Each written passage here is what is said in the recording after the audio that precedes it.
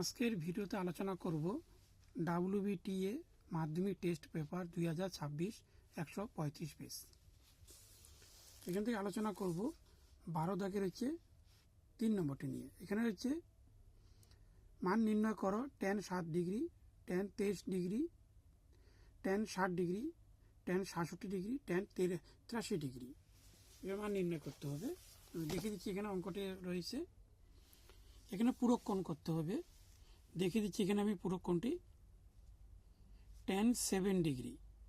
এখানে আরেকটি পূরক কোণ করানো যাবে এইটি, অর্থাৎ এই কোণের সঙ্গে এই কোণ মিল রয়েছে। কীরকম মিল আমি দেখেছি, যদি 90-র সঙ্গে 7 মাইনাস করা তাহলে 83, আবার 83 90-র সঙ্গে যদি 83 মাইনাস করা তাহলে 7, অর্থাৎ এখানে মিল হচ্ছে। এখানে অর্থাৎ এই কোণের সঙ্গে এই কোণ, আর 23-এর সঙ্গে হচ্ছে 67 ডিগ্রি, এই দুটি কোণ মিল রয়েছে।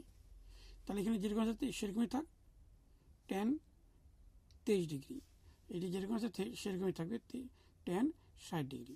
তাহলে এখানে মাইনাস করতে হবে, tan পূরক কোণ করতে হবে 90 ডিগ্রি মাইনাস এখানে হবে 23 ডিগ্রি। tan এখানে হচ্ছে 90 ডিগ্রি মাইনাস আছে 7 ডিগ্রি, অর্থাৎ 90 থেকে 7 বাদ দিলে 83 হয়, আর হচ্ছে 90 থেকে 23 বাদ দিলে হচ্ছে 67 হয়। তাহলে এখানে হচ্ছে tan 60 degree, tan 83 degree, tan 60 degree, এখানে tan হয়ে যাবে cot, পুরো কোণগুলো চেঞ্জ হয়ে যাবে, cot 23 ডিগ্রি, এখানে চেঞ্জ হবে cot 7 ডিগ্রি।